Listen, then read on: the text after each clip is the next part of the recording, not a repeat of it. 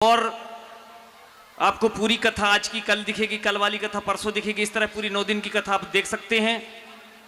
दिशा photo studio video shooting वाले का नाम लेकर के YouTube में सर्च करेंगे तो आप ऑटोमेटिक आपको पूरी श्री राम कथा का लाइव दूसरे दिन देखने को मिलेगा।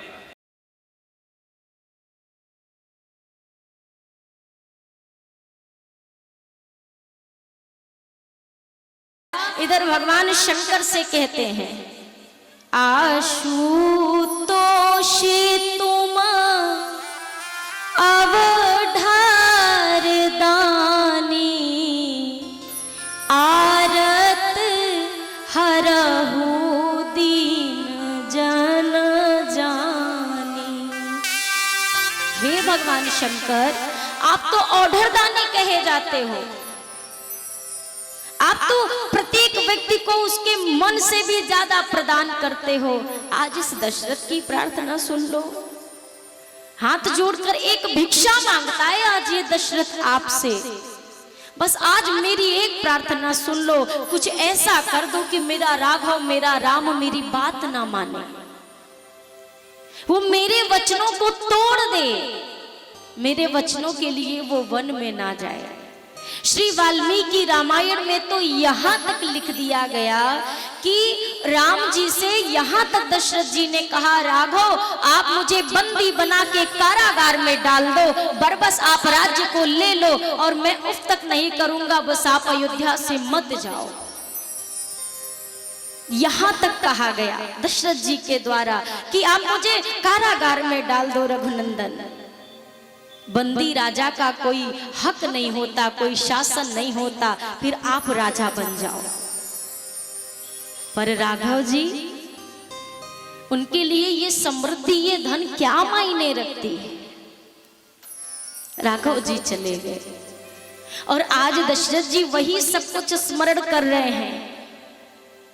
हे पुत्र, हा जानकी लखन हा रघुवर, हा पित हित चित चातक जलधर। राघव, आपके जैसा पुत्र मिलना दशरथ का सौभाग्य था, पर मेरे जैसा पिता आपको मिलना ये आपका दुर्भाग्य था, जो मेरे जैसा पिता आपको मिला। अंततः श्री दशरथ जी को श्रवण कुमार के माता पिता के द्वारा दिया गया श्राप अब स्मरण में आ रहा है। कौशल्या, अंधे तपस्वी मुझे शाप देकर कह रहे हैं, दशरथ आज हम अपने पुत्र के वियोग में अपने प्राणों का उत्सर्ग कर रहे हैं। एक वो समय आएगा आप भी अपने पुत्र के वियोग में अपने प्राण छोड़ोगे।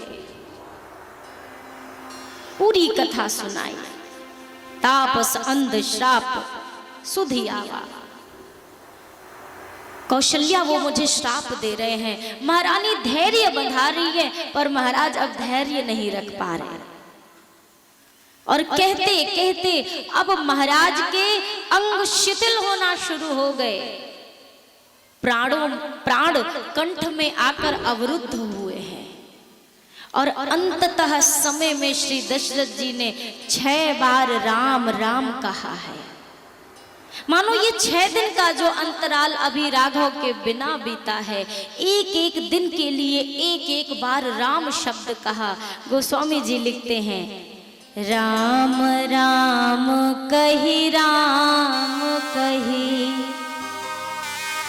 राम राम कही, राम तन परिहरी रघुवर विरह, राउ गए सुरधाम।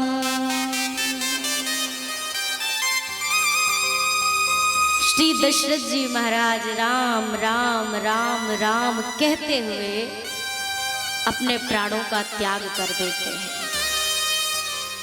बहुत सारे लोग कहते हैं कि हम भी जीवन के आखिरी में राम राम कह लेंगे और तर जाएंगे। मैं पूछती हूं, आसान है क्या?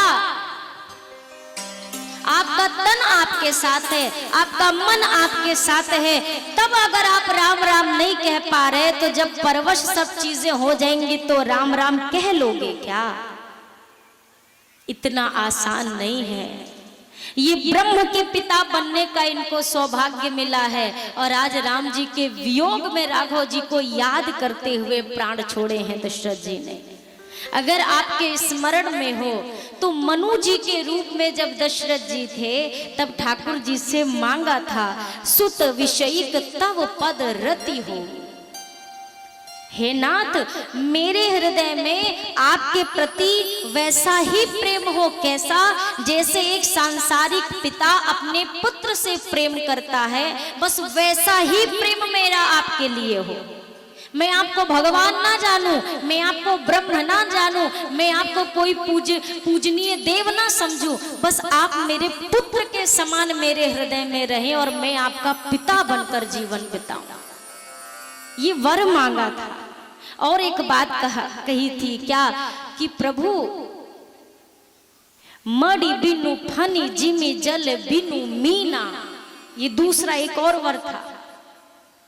प्रभु जिस प्रकार मड़ी के बिना सर्प व्याकुल रहता है, जिस प्रकार जल के बिना मछली मर जाती है, निर्जीव हो जाती है, कृपा करिएगा कि वैसा ही मेरा जीवन आपके अधीन हो, वैसा ही। और अगर आप मानस के प्रसंग पर गौर करें, दो बातें दशरथ जी ने कही हैं, मणि के बिना सर्प और जल के बिना मछली। दशरथ जी के जीवन में भी राम जी का वियोग 2 बार हुआ है, 2 बार। एक बार कब? जब विश्वामित्र जी लेकर के गए, एक वियोग वो था। तब दशा कैसी थी? मणि के बिना जैसे सर्प व्याकुल रहता है कि कब प्राप्त हो जाए, वैसे ही दशरथ जी की स्थिति थी, कब मेरा राघव आएगा। और अब ये दोबारा वियोग हुआ है। मणि निकलने के बाद सर्प सिर्फ व्याकुल रहता है, पर जल से निकलने के बाद मछली तो प्राण ही त्याग देती है। दशरथ जी के साथ भी वही स्थिति। दशरथ जी ने कहा था, प्रभु वैसा ही मेरा जीवन हो जैसे जल के बिना मछली का होता है। ये दूसरा वियोग जब हुआ, इस बार दशरथ जी ने अपने प्राण छोड़ दिए। महारानी ने देखा शरीर में कोई हलचल नहीं, माता गिर गई धरा पर। गुरुदेव पधारे, तेल से भरी नौका में दशरथ जी के शरीर को रखा गया सुरक्षित। भरत जी के पास सूचना गई, भरत जी शीघ्रता से चलिए, गुरुदेव ने बुलाया है। श्री भरत जी महाराज अयोध्या पहुंचे और अयोध्या आने के बाद मैया कैकेयी के महल की ओर गए। कैकेयी मैया से कहते हैं, माँ पिताजी कहाँ हैं? कहाँ सब माता कहाँ है? लक्ष्मण कहाँ है मेरे भैया राम कहाँ है? मेरी मैया जानकी कहाँ है? कोई आपके कक्ष में दिखता क्यों नहीं है? सब कहाँ है माँ? सब कुशल से तो है, सब ठीक है ना माँ? कैकेयी जी बोल पड़ी, पुत्र सब तो कुशल से था, पर ना विधाता ने बनी बनाई बात को बिगाड़ कर रख दिया। तुम्हारे पिता नहीं रहे भरत। इतना सुनते ही श्री भरत जी महाराज रुदन करने लगे, विकल हो उठे। तात हे पिताश्री, अरे एक बार अपने अंतिम दर्शन का अवसर तो दिया होता। अरे और कुछ नहीं तो मुझे अनाथ करने से पहले मेरा हाथ राघव भैया के हाथ में दे देते तो मैं अनाथ नहीं होता। कहकर रो रहे हैं। फिर पूछा, माँ एक बात बताओ, पिताजी ने अंतिम समय में कुछ कहा क्या, कुछ बोला क्या? कैकेयी जी कहती हैं, पुत्र क्या कहते, राम राम बस राम को याद कर रहे थे। अब भैया भरत सोच में पड़ गए, माँ भैया को याद कर रहे थे पिताजी। अरे क्या क्या भैया अयोध्या में नहीं थे उस समय? कहाँ थे भैया? अयोध्या में नहीं थे क्या? अब कैकेयी जी वो बात बोलने जा रही हैं जिस बात को सुनने के बाद जीवन भर के लिए माँ कैकेयी का भरत जी के द्वारा त्याग हो जाएगा। उस माँ के हृदय के आप उस समय के विचारों का जरा स्मरण करके देखिए। जिस माँ को पता हो, अरे कैकेयी अब ये अंतिम बार है जब तेरा भरत तुझे माँ कहकर बुला रहा है, आज के बाद भरत कभी मुझे माँ नहीं कहेगा। कैसा धीर धरा होगा माँ कैकेयी ने उस समय, ये जानते हुए कि मेरा अपना बेटा आज से मेरा मुख देखने में भी लज्जा महसूस करेगा, मुझे देखना भी नहीं चाहेगा। फिर भी मन को मजबूत करते हुए पाषाण की तरह मैया कैकेयी ने कहा, पुत्र राम यहाँ था नहीं। क्यों नहीं थे माँ? क्योंकि राम के लिए मैंने 14 वर्षों का वनवास सुनिश्चित किया है। वनवास? माँ मैं कुछ समझ नहीं पा रहा, क्या कह रही हो आप? कैकेयी जी ने अपने दोनों वचनों की बात कह दी। अरे पुत्र तुझे क्या पता, तेरे जाने के बाद क्या क्या षड्यंत्र इस अवध में रचे गए, पर धन्य है मंथरा, बेचारी ने मेरी बड़ी सहायता की, बड़ा मार्गदर्शन किया। सारी बिगड़ती हुई बात को मैंने बना लिया था और बन ही गया। सिर्फ एक गड़बड़ हुई कि तेरे पिता नहीं है और सब कुछ ठीक है, कुछ भी नहीं बिगड़ा भरत, तेरा राज्य सुरक्षित है। और पुत्र तू अयोध्या का भावी सम्राट है और एक राजा को यूं रोना शोभा नहीं देता भरत। धैर्य धर और अयोध्या के राज्य को स्वीकार कर। सुनते ही भैया भरत ऐसा लगा मानो किसी ने शरीर से प्राण को शोषण कर लिया हो।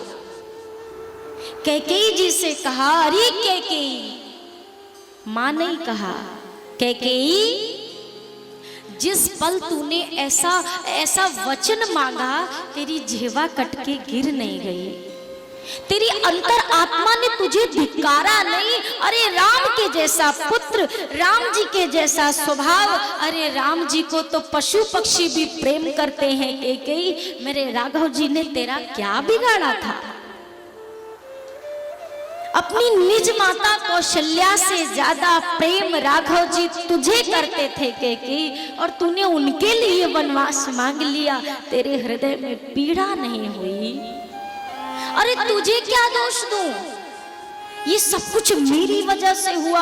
अगर मैं अभागा इस संसार में जन्म लेकर ही नहीं आता ना, तो आज ऐसा षड्यंत्र तू कदापि नहीं रचती। मेरे मोह में तूने ये सब किया है।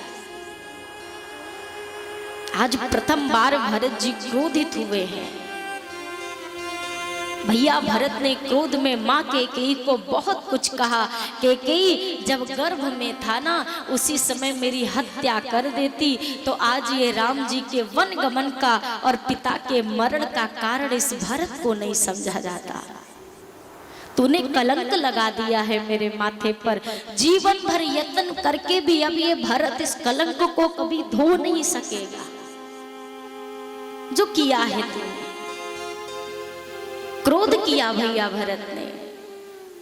भरत जी संत हैं, संत का क्रोध भी किस लिए होता है, थोड़ा इस बात पर गौर करिएगा। शायद बहुत सारे ज्ञानी ऐसे हों जिनको यहाँ पर लगे कि एक माँ के लिए ऐसे शब्दों का प्रयोग किया गया, ये कैसा भाव है। पर ध्यान में रखिए, भरत जी ने क्रोध किया है तो उस क्रोध का परिणाम क्या निकला है, थोड़ा उस पर दृष्टिपात करिए। मैया कैकेयी ने ये सब कुछ किसके लिए किया? भरत जी के लिए। अगर उस लीला के भाव को छोड़ दें और केवल चौपाइयों पर ध्यान दें, तो क्या है अभी प्रारंभ में समक्ष कि भरत मेरा राजा बन जाए, ये कैकेयी जी की इच्छा है। भरत जी को राजा बनाने के लिए राम जी को मैया ने खुद से दूर कर दिया। मैंने कल भी आपसे चर्चा की, संसार कहता है कि राम जी को छोड़ दिया गया कैकेयी जी के द्वारा भरत जी के लिए, पर सत्य ये है कि मेरी मैया ने राम जी के लिए भरत जी को छोड़ा है।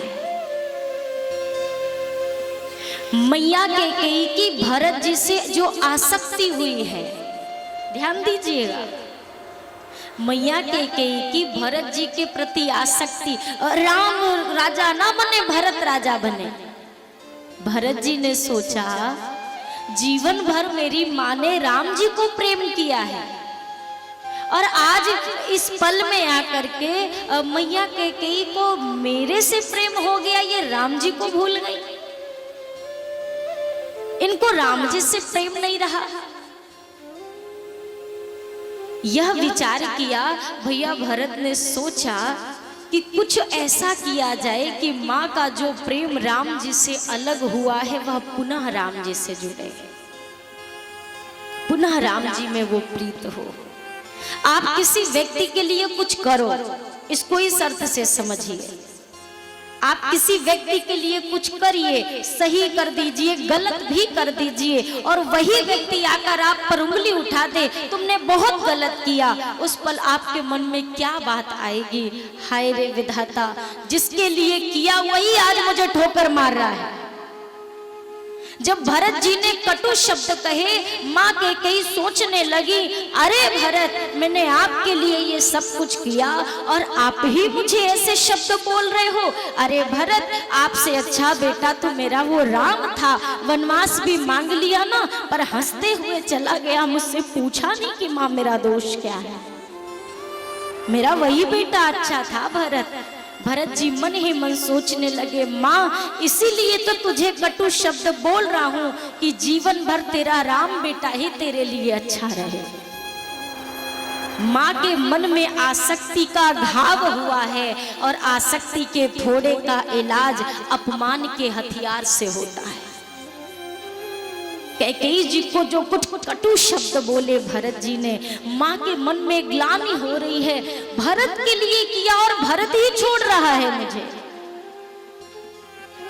संत का क्रोध भी भगवान से मिलाने का कार्य करता है।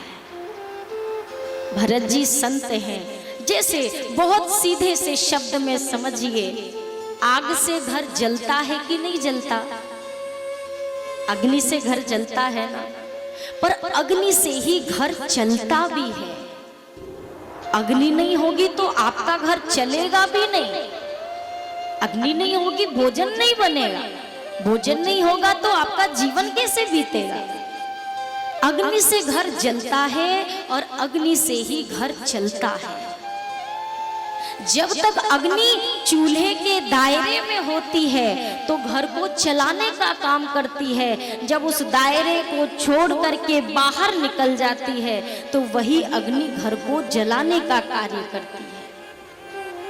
हमारे आपके जीवन का क्रोध चूल्हे से बाहर बिखरी हुई वो अग्नि होती है जो घर को जला देती है, और संत का क्रोध चूल्हे के भीतर सीमित एरिया में रहने वाली वो अग्नि होती है जो भटके हुए जीव को भी भगवान से मिला देती है। मैया कैकेयी के मन में सिर्फ ग्लानि चल रही है, पश्चाताप की अग्नि में माँ का हृदय जल रहा है।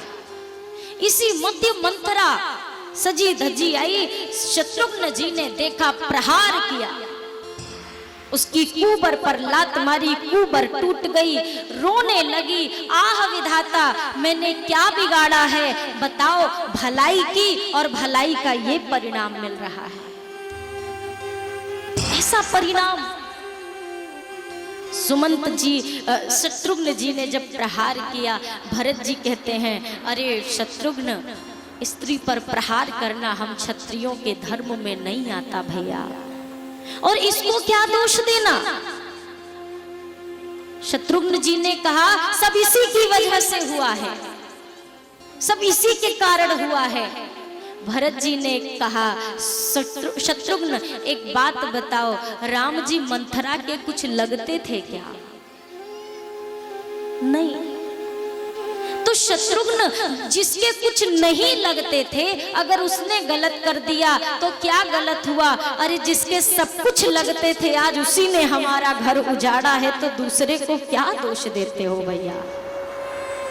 ये माँ कहलाती थी। आपको एक घटना बताऊं कौशल्या मैया की। जब लाल जी छोटे थे, राघव जी छोटे थे, प्रथम बार जीवन में जब राम जी ने माँ शब्द कहा, आप में से कौन सी माँ ऐसी है जिसको अपने बच्चे के मुख से माँ शब्द सुनकर आनंद ना मिले? मैया एक बार सुनती है तो बार बार कहती है बेटा एक बार और बोलना। क्या बोला तूने? एक बार और बोल के दिखा। मेरे राम जी ने जिस दिन माँ कहा पहली बार, कौशल्या मैया ने राम जी के मुख पर हाथ रख लिया और कहा वारी जाऊं भैया। हे लाल जी, आपके इन शब्द पर, बोली पर मैं बलिहार जाती हूँ, पर लाल जी आपने गलत शब्द गलत व्यक्ति के लिए इस्तेमाल किया है। ये जो आपके शब्द है ना, ये गलत व्यक्ति के लिए आपने बोल दिया। क्यों? वारी जाऊं भैया तेरी मैया कैकेयी है। राघव जी मैं आपके शब्दों पर बलिहार जाती हूँ लाल जी, पर सत्य कहूँ आपने मुझे मैया कहा, मैं मैया नहीं हूँ, मैं तो भरत की मैया हूँ। आपकी मैया तो कैकेयी है राघव जी। उनके सामने मैया कहना वो बड़ी खुश हो जाएंगे। ये प्रेम था। राघव जी अयोध्या में जब तक रहे सदैव माँ कैकेयी के कक्ष में, महल में मिलते हैं। और आज ऐसा दृश्य कैकेयी जी ने वनवास मांगा, भरत जी को सहनीय नहीं है यह बात। भरत जी कहते हैं शत्रुघ्न अब यहाँ इस महल में हमारा कोई नहीं है भैया, चल चल हम अपनी माँ कौशल्या के पास चलते हैं।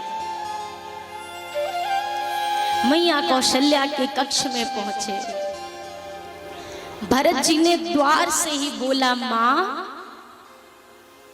और जिस प्रकार से दिन भर के लिए चरने हुई गैया शाम को लौटती है और उसके कान में उसके बछड़े की आवाज पहुंच जाए और उसकी गति में जो तीव्रता आ जाती है और अपने बछड़े से मिलने के लिए वो जिस वेग से भागती है, मैया कौशल्या उठी आसन से और भाग पड़ी।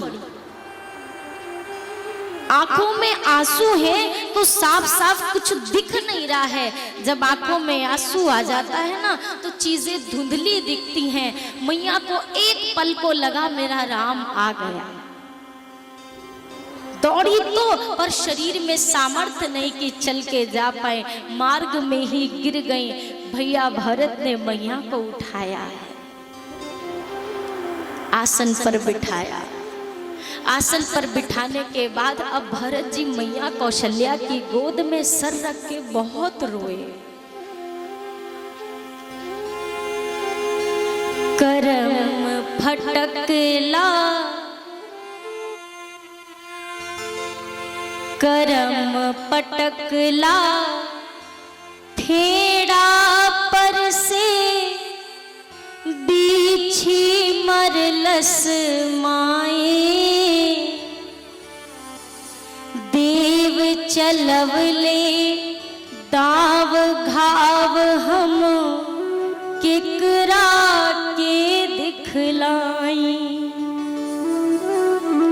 भरत जी कहते हैं माँ, आज मेरे कर्मों ने मानो किसी व्यक्ति को ऊंची सी डाल पर बिठाकर कोई नीचे पटक दे। आज इस रघुवंश के इस शिरोमणि शिखर पर जन्म लेने का सौभाग्य मिला, पर मेरे कर्मों ने मुझे उसी ऊंचाई से नीचे पटक दिया। माँ मुझे नीचे पटक दिया। कोई पेड़ से गिरे, उसे नीचे आकर के चोट लगे, उसी पे देवता भी अपने अस्त्रों का घाव दे और साथ में उसे बिच्छी डंक मार दे। जो हालत उस व्यक्ति की होती है माँ, आज मेरी वही गति है। भरत जी कहते हैं, करम पटकला फेड़ा पर से बीछी मरलस माई, देव चलवले दाव घाव हम केकरा के दिखलाई। लोग समझी हैं ढोंग करत बा, दुनिया हंसी उड़ाई। मोर पीर रघुबीर बिना अब केहू ना पतियाई।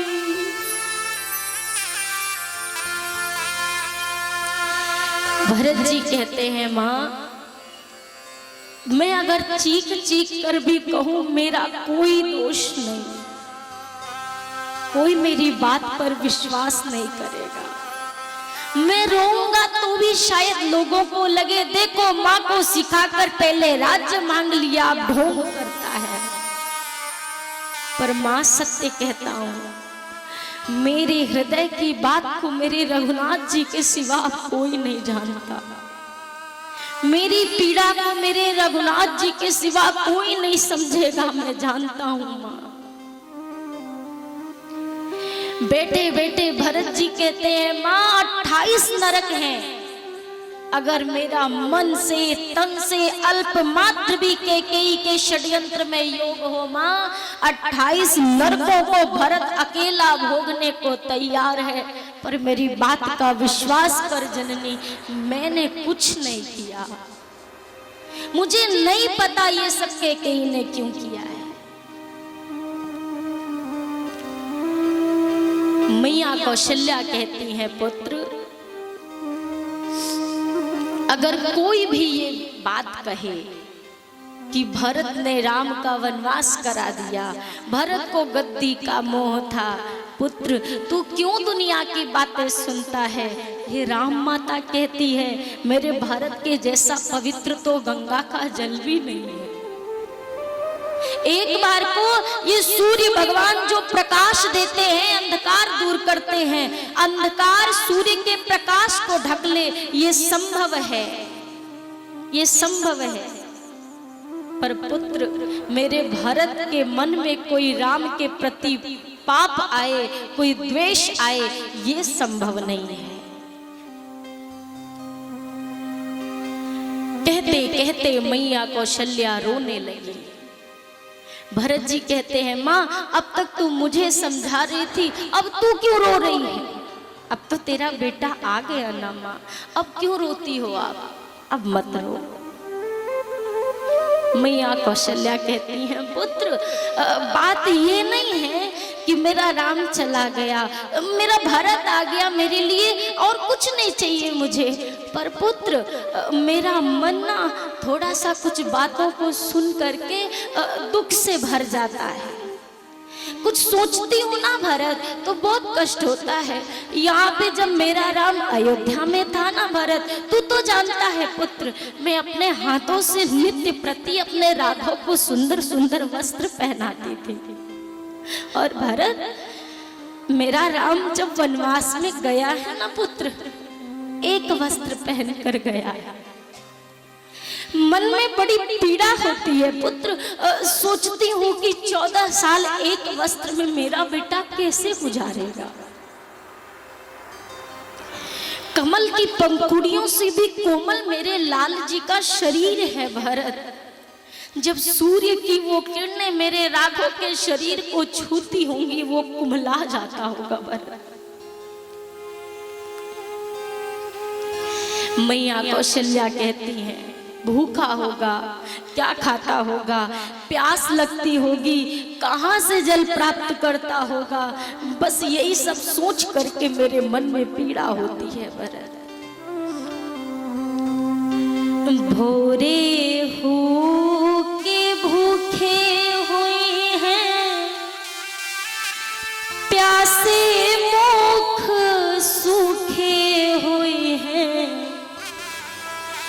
चलत पग दुखे हुई है, जागे मग रात के। सूरज की किरण लागे लाल कुम्हलाने हुई है, कंटक के लागे झगा फाट हुई है गात के। छोड़ के घरौना काहू तरु के तरौना तर, सोए हुए हैं छोना बिछौना हुई है पात के। सोए हुए हैं छोना बिछौना हुई है पात के।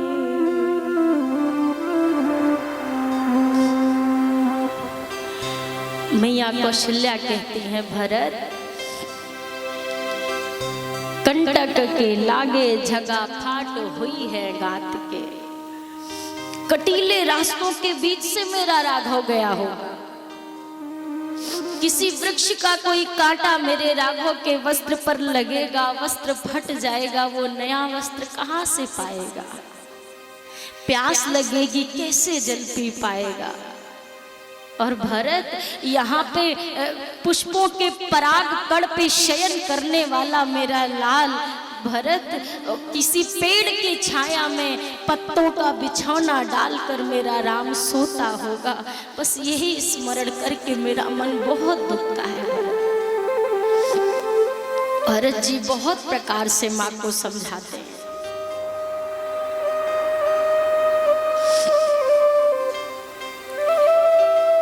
ये जो कुछ भी ठाकुर जी कर रहे हैं, ठाकुर जी का अपना कोई निज स्वार्थ नहीं। ये जो भी दुख सह रहे हैं, भले ही ठाकुर जी को उस बात का कोई दुख नहीं है, लेकिन फिर भी आज 14 साल की अवधि जो ठाकुर जी ने स्वीकार की है जंगल में रहने की, सिर्फ अपने भक्तों के उद्धार हेतु प्रभु ने यह तय किया कि मेरी शबरी मैया मेरा इंतजार कर रही होंगी, मेरे जटायु जी मेरा इंतजार कर रहे होंगे, मेरा केवट मेरा इंतजार कर रहा होगा, वानर भालू ना जाने कब से प्रतीक्षा कर रहे होंगे। उनके लिए ठाकुर जी ने ये सारा कष्ट सहा, सारा दुख सहा।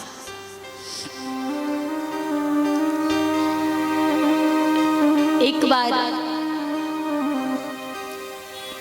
एक गुरु जी थे,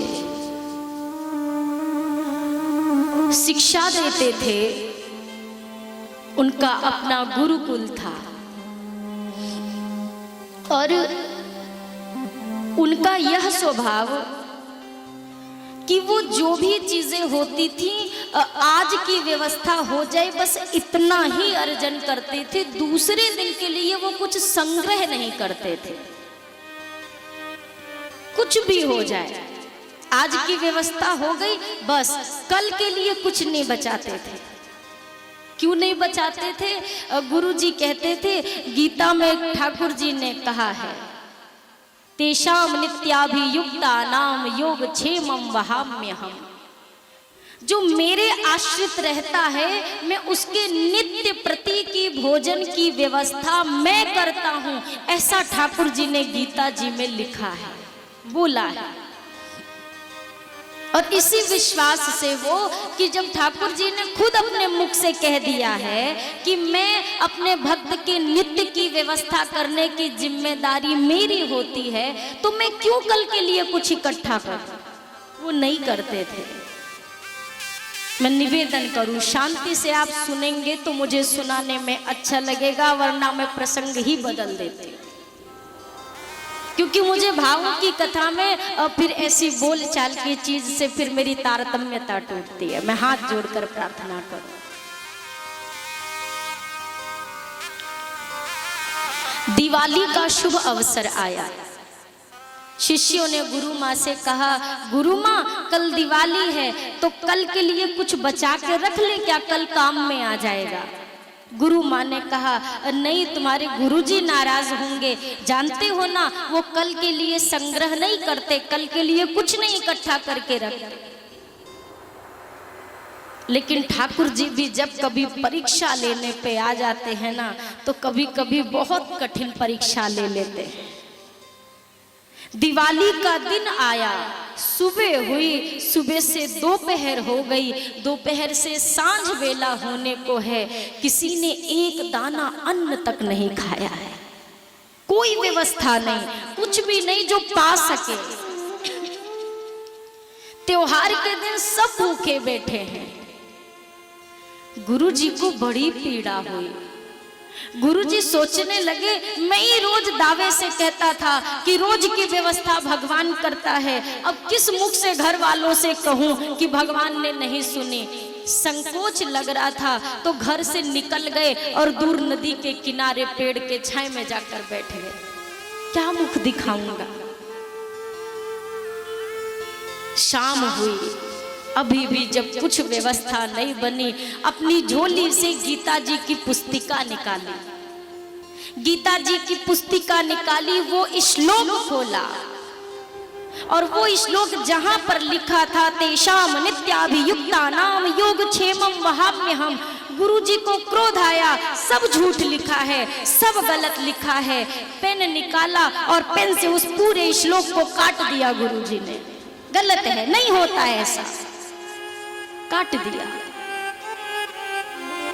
लेकिन अभी भी वो श्लोक दिखाई पड़ रहे हैं, अभी भी वो श्लोक पढ़ने में आ रहे हैं।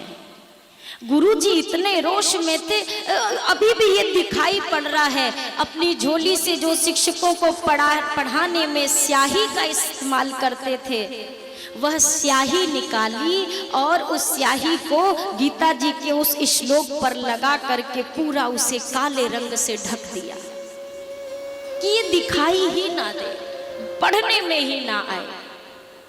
अच्छा, इधर तो गुरुजी बैठे हैं, इधर अभी रात्रि नहीं हुई है और दिवाली का असली उत्सव सायंकाल बेला के पश्चात हम मनाते हैं, जब दीप जलते हैं।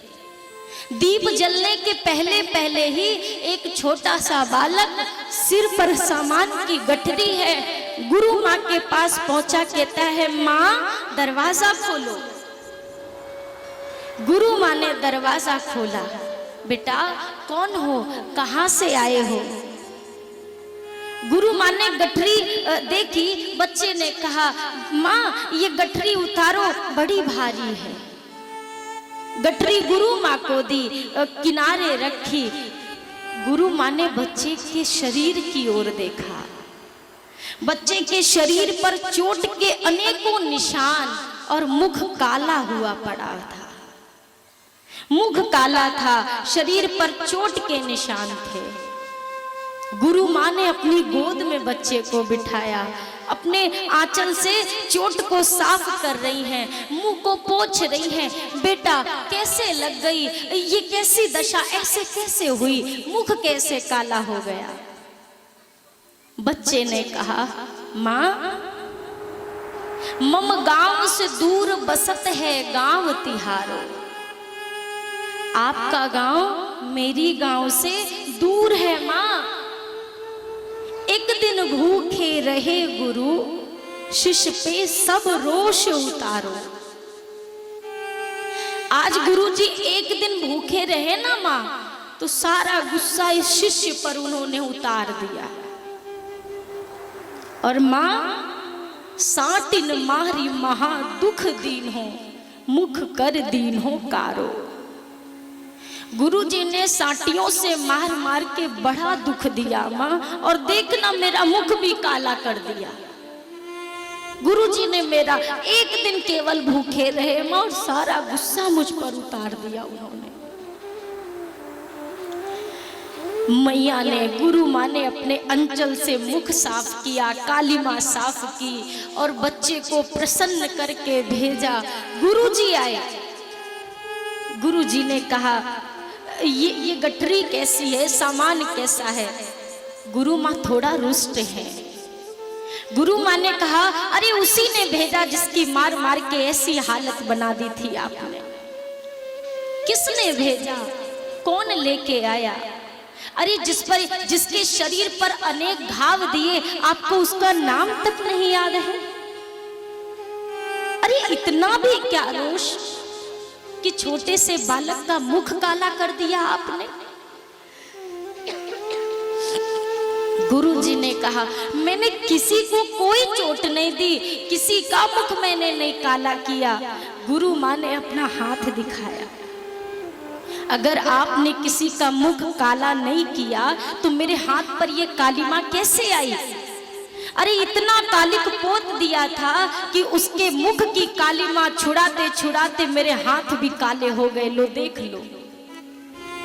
और ज्यों ही गुरु माँ ने आगे हाथ बढ़ाया, गुरु माँ के उस जो काली माँ लगी हुई थी उसके मध्य में साफ शब्दों में लिखा हुआ था, तेषाम नित्याभियुक्तानाम योगक्षेमं वहाम्यहम्। जो मेरे आश्रित रहते हैं उनके नित्य प्रति की व्यवस्था करना मेरी जिम्मेदारी होती है।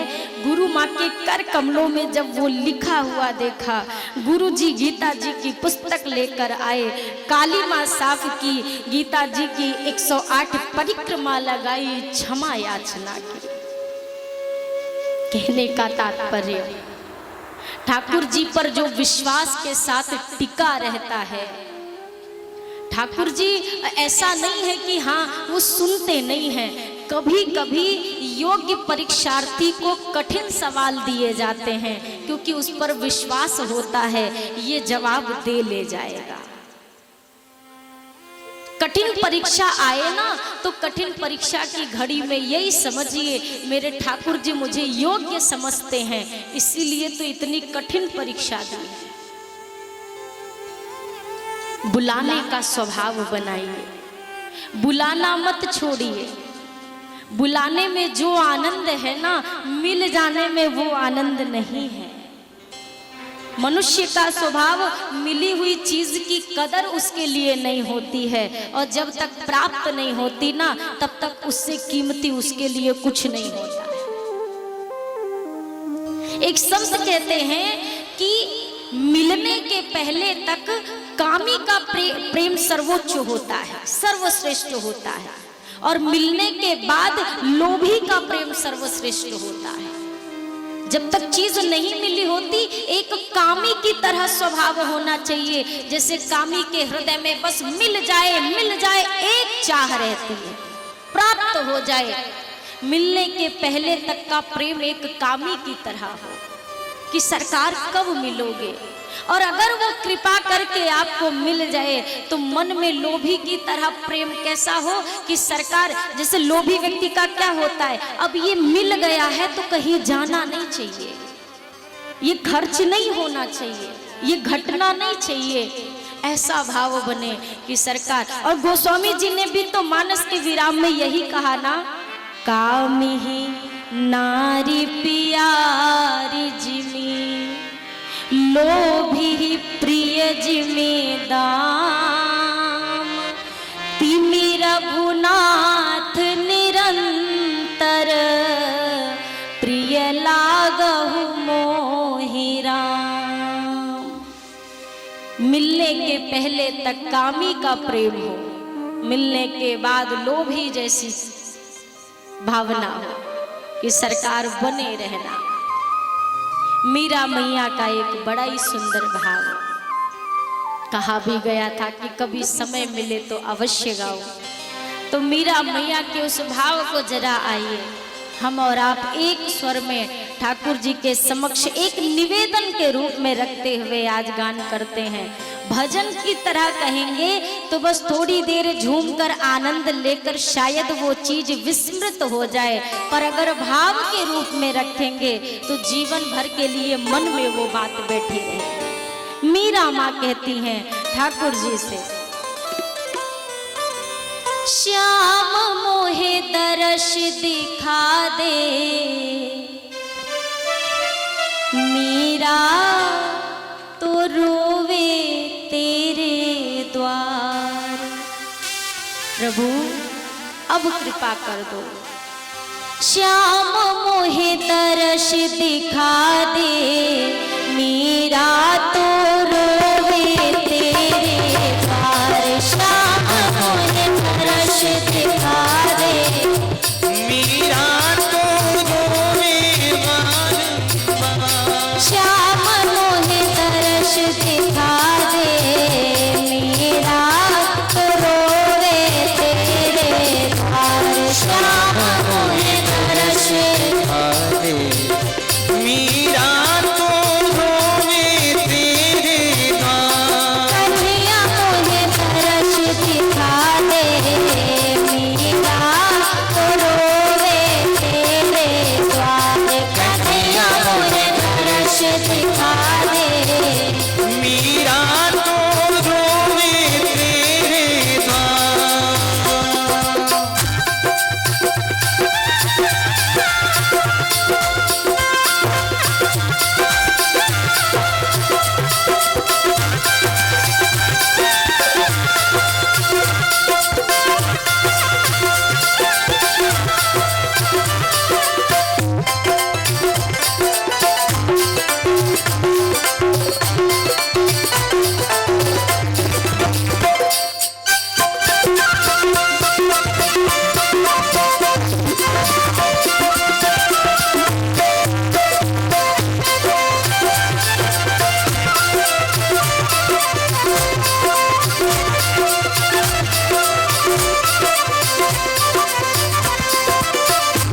श्याम मेरी सूख गई बानी, श्याम मेरी सूख गई बानी, बनी तेरी मीरा दीवानी। बनी तेरी मीरा दीवानी। श्याम मेरी लाज बचा दे, मीरा तो रोवे तेरे द्वार। श्याम मेरी लाज बचा दे, मीरा तो रोवे तेरे द्वार। कन्हैया मोहे दर्श दिखा दे, मीरा तो रोवे तेरे द्वार। कन्हैया मोहे दर्श दिखा दे, मीरा तो रोवे तेरे द्वार।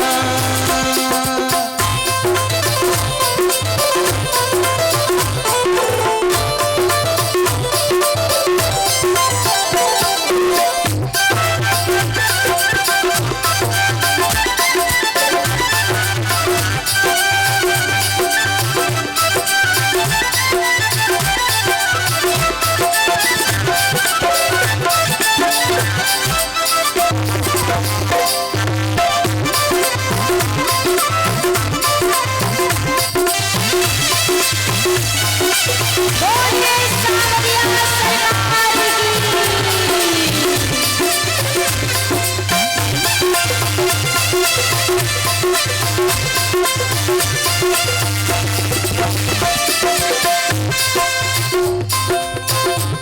लोग मुझे मार रहे ताने, लोग मुझे मार रहे ताने, श्याम क्यों हो गए बेगाने।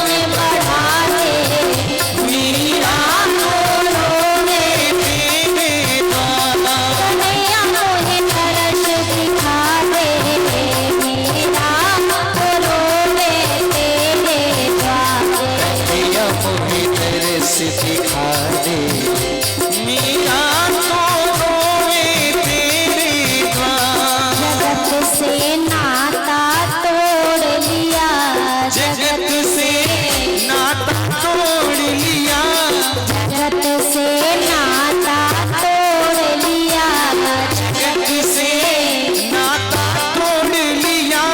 वो नाता तुझसे जोड़ लिया, वो नाता तुझसे जोड़ लिया, वो नाता तुझसे जोड़ लिया, वो नाता तुझसे जोड़ लिया।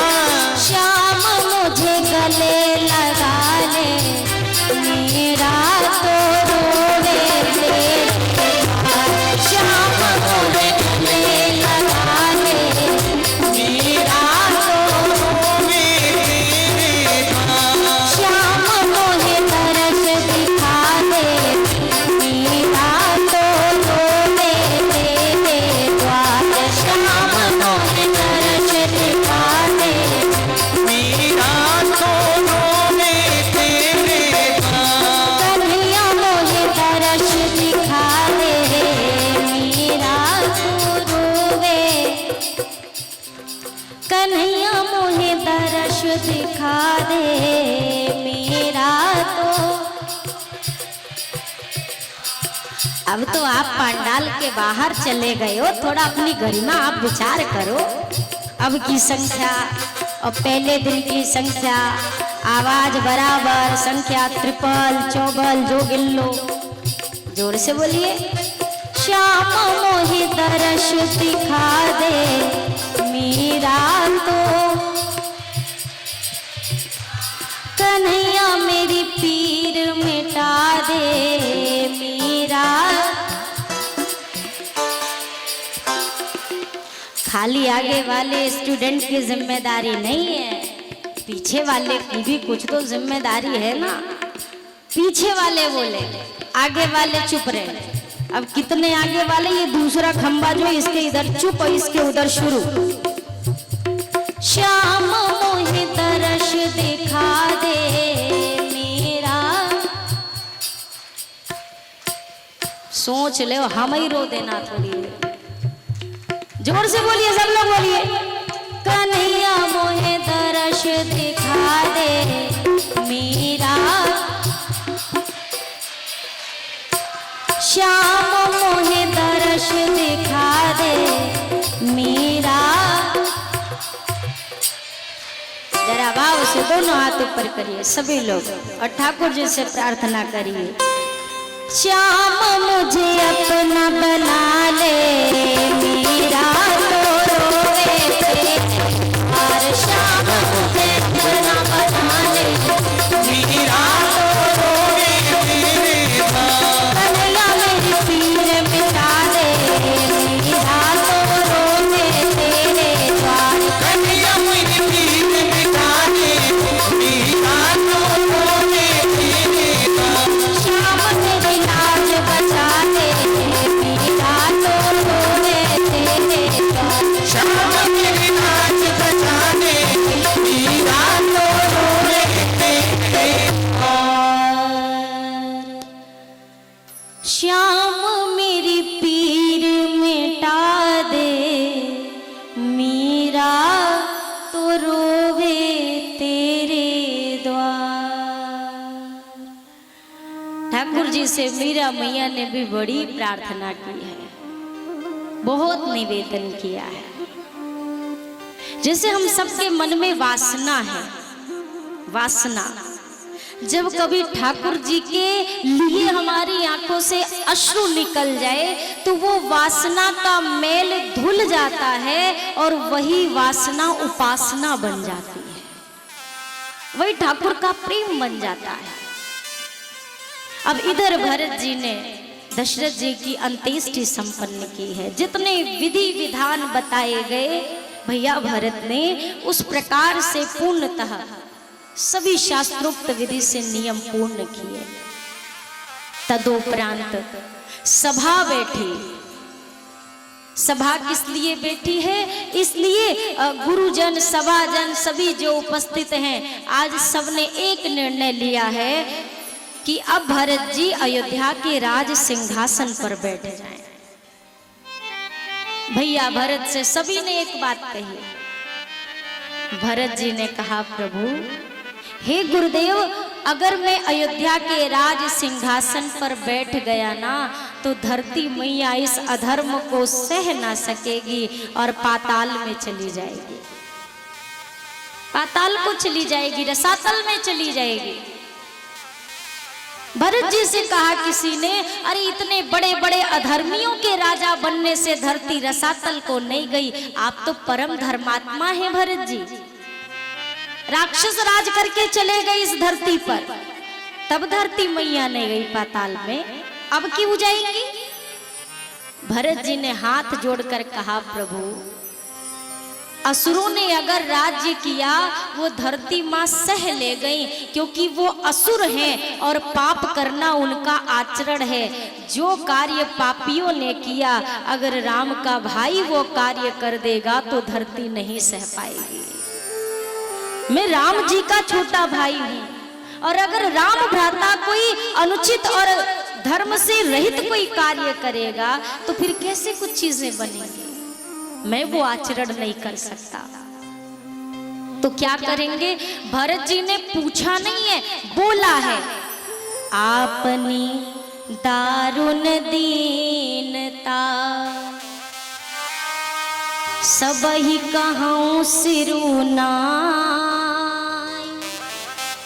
देखे बिन रघुनाथ पद, ये जिय की जरनी न जाए।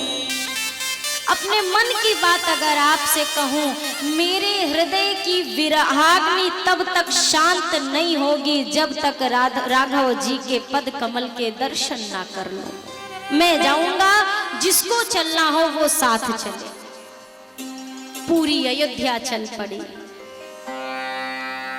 निषाद राज जी से भेंट हुई।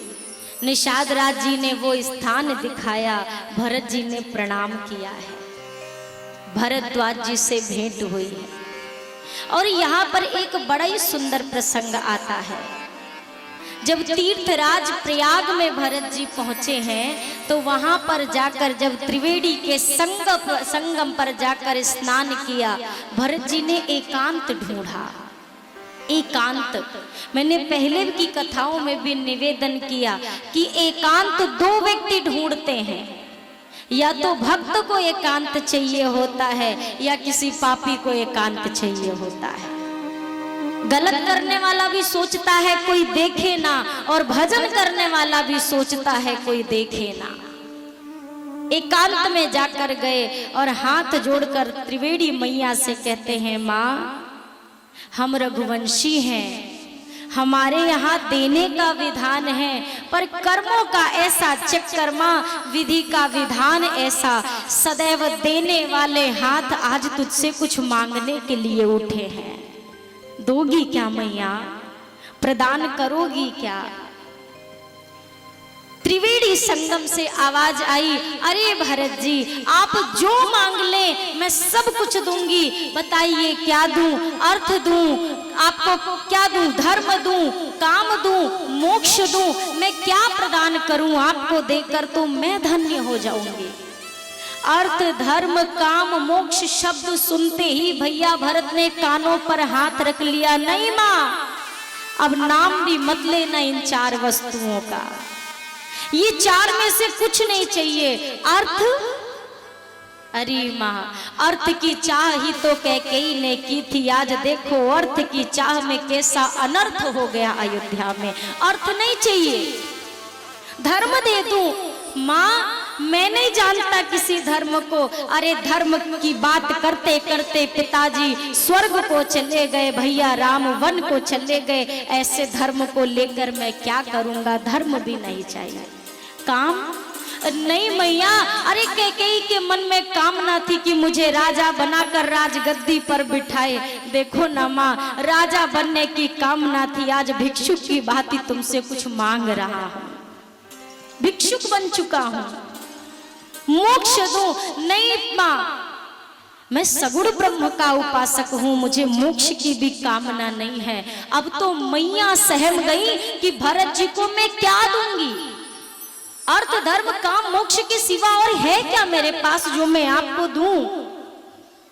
तब तक भरत भैया हाथ जोड़कर बोल पड़े, मां अर्थ न धर्म न काम रुचि, गति न चाहूं निर्वाण,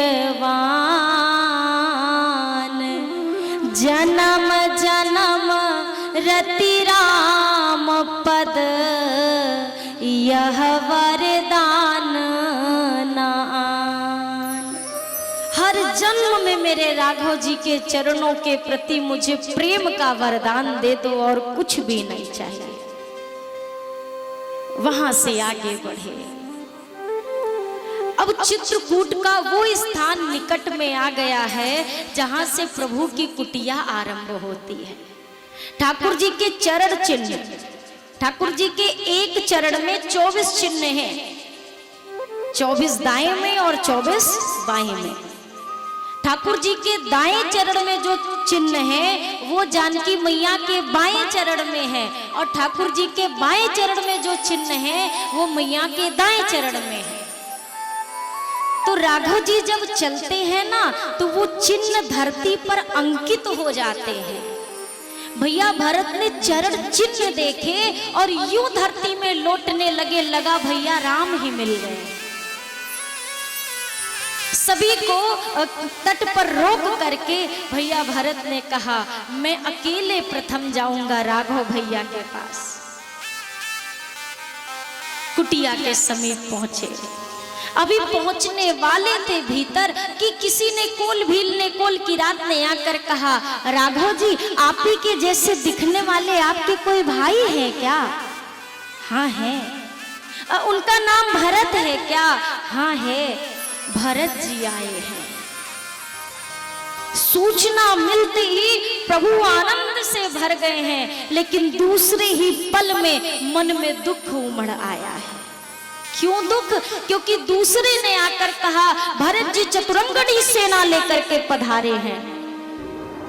राम जी के मन में हर्ष भी है, दुख भी है। हर्ष इस बात का, बड़े दिन के बाद अपने भरत को देखूंगा, और दुख किस बात का, देखो तो मेरे भरत को लगा कि उनके राम भैया अकेले हैं तो पूरी सेना लेकर मेरे रक्षण के लिए पधार गया। मेरा भरत यहाँ चला आया है और अयोध्या में अब कौन होगा, कौन संभाल कर रहा होगा। बहुत सारी बात फिर मन में ये भी आता है, अगर भरत ने सामने आकर कह दिया, भैया वापस चलिए, आज तक मैंने अपने भरत का मन नहीं दुखाया है, आज कैसे दुखा पाऊंगा, क्या कहूंगा भरत से। यही सुख दुख की विवेचना चल रही है, और इधर चतुरंगनी सेना की बात सुनते ही लक्ष्मण भैया के भुजाएं फरक उठी, धनुष बाण हाथ में ले लिया। अरे भरत राजमद में अंधा होकर आज ऐसा विचार लेकर आ गया, क्या लगा था कि राम जी के रक्षण में कोई नहीं है। सत्य कहता हूं, अगर आज आकर त्रिदेव भी भरत की रक्षा में लग जाए तो मेरे बाण से भरत बच नहीं पाएगा। चले ही थे कि आकाशवाणी हुई, सावधान लक्ष्मण जी, इसमें कोई संदेह नहीं कि आपने जो किया है वो कर सकते हैं, अवश्य कर सकते हैं, पर ध्यान रहे तात, बिना विचारे किया गया कार्य सदैव हानिकारक होता है। विचार करिए तब कोई कार्य करिएगा। जीवन का एक मंत्र बने, किसी कार्य को करने के बाद हम विचार करते हैं, कार्य को करने से पहले विचार किया जाना चाहिए। लक्ष्मण जी के लिए आकाशवाणी हुई, और तब तक इधर कुटिया के बिल्कुल मुख्य द्वार पर आकर भरत जी खड़े हैं। निषाद जी ने कहा, भरत जी वो रहे राम जी, जाइए मिल लीजिए। जैसे कोई एक लकड़ी की लाठी हो जिसे सीधा खड़ा किया गया हो और जब वो छोड़ी जाए तो बिल्कुल सीधे धरा पर गिरती है। भैया भरत ने राम जी को देखा। निषाद राज जी से कहते हैं, निषाद राज जी ये क्षमता नहीं मुझ पापी में कि भैया को अपना मुख दिखाऊं, मुख दिखाने लायक नहीं, इसीलिए सामने नहीं जाऊंगा। द्वार पर खड़े खड़े भैया भरत गिरे हैं और कहते हैं, हे नाथ मेरी रक्षा करो, पाहि माम प्रभु। पाहि नाथ कही पाहि गोसाए, पाहि नाथ कही पाहि गोसाए। भूतल परे उलकुट की नाए, भूतल परे उलकुट की नाए। उठे राम अति प्रेम अधीरा, उठे राम अति प्रेम अधीरा। कहूँ पट कहूँ निशंग धनु तीरा, कहूँ पट कहूँ निशंग धनु तीरा। कहूँ पट कहूँ निशंग धनु तीरा। जैसे ही गिरे हैं भरत जी, संसार का स्वभाव, संसार के व्यक्ति अपने सामने किसी को खड़ा हुआ नहीं देख पाता, और ठाकुर जी का स्वभाव, ठाकुर जी अपने सामने किसी को गिरा हुआ नहीं देख पाते। भरत जी ने प्रणाम किया, लेकिन प्रथम बार ऐसा है कि शीघ्रता से राघव जी उठाने नहीं गए। क्यों नहीं गए? अभी अभी लक्ष्मण जी ने बहुत कुछ कहा था, भरत जी को राज का मद हो गया है, मोह हो गया है, तो मानो लक्ष्मण जी को संकेत कर रहे हैं, लक्ष्मण मेरे इसी भैया भरत पर तुझे शंका हो रही थी ना भाई, तो अब जब तक तुम नहीं कहते लक्ष्मण कि भरत को उठा लो प्रभु, तब तक मैं आज अपने भरत को उठाऊंगा नहीं। राम जी सुने आए हैं, लेकिन प्रभु खड़े हैं। अंत में लक्ष्मण जी ने हाथ जोड़कर कहा, भैया भरत प्रणाम करत रघुनाथा। हे राघव जी, भैया भैया भरत प्रणाम कर रहे हैं। लक्ष्मण जी ने जब भा बोला, राम जी खड़े हुए, रा बोला, राम जी दौड़ पड़े, और ता बोलते बोलते राघव जी ने भरत जी को उठाकर हृदय से लगा लिया, गले से लगा लिया भरत जी। राघव जी के चलते ही 4 चीजें गिर पड़ी हैं। क्या क्या? कहूं पट, ये पट वस्त्र, कहूं निशंग, बंधा हुआ निशंग गिरा, धनु तीरा, धनुष एक और गिरा, बाण एक और गिरा, और राघव जी बिल्कुल खाली हाथों से भरत जी के पास पहुंच गए। गिरे हुए वस्तुओं से किसी ने सवाल किया, अरे पटवस्त्र तुम क्यों गिर गए? पटवस्त्र कहता है, राघव जी जाएंगे ना तो भरत जी को कस के अपने गले से लगाएंगे। अगर मैं ठाकुर जी के सीने से लगा रहूंगा ना तो मैं एक आवरण, मैं एक दीवार बन जाऊंगा, और 2 भाइयों के बीच में दीवार नहीं बनना चाहता। गिर पड़ा, निशंग गिरा, धनुष बाण गिरे हैं। धनुष बाण से पूछा तुम क्यों गिर गए? धनुष बाण ने कहा, जब एक भाई दूसरे भाई से मिलने जाए तो मन में प्रेम का भाव होना चाहिए, हाथ में हथियार नहीं होना चाहिए। दौड़ कर मिले भरत जी से। भरत जी बिल्कुल सर झुका रखा है, सिर ही नहीं उठाते। प्रभु मुख दिखाने के काबिल नहीं है। राम जी ने कहा, भैया मुख नहीं दिखाना चाहते तो मत दिखाओ, पर भरत जैसे तुम कह रहे थे ना कि मेरे हृदय की अग्नि राम जी के चरण को देखे बिना नहीं बुझेगी, वैसे मैं कहता हूँ भैया मेरे हृदय की अग्नि तुम्हें हृदय से लगाए बिना नहीं बुझने वाली है। हृदय से लगा लिया। दोनों भैया मिले हैं, उनके मिलन को देख करके आज चित्रकूट के उस क्षेत्र के पाषाण पिघल गए हैं, उस प्रेम के भाव को देख करके। राम जी को सूचना मिली, माताएं भी आई हैं, सभी से मिलने के लिए राघव जी गए हैं। जब पिताजी के ना रहने की बात सुनी, आज मेरे राघव जी बहुत रोए हैं, बहुत रोए ठाकुर जी। जब वशिष्ठ जी ने कहा, राम जी आपका इतना प्रेम था दशरथ जी के हृदय में, आपके प्रेम का स्मरण करते करते आपके प्रेम में ही दशरथ जी चले गए। अपने प्रेम की बात सुनी कि मेरे प्रेम के वश मेरे पिता ने अपना देह छोड़ दिया, बहुत दुखी हुए।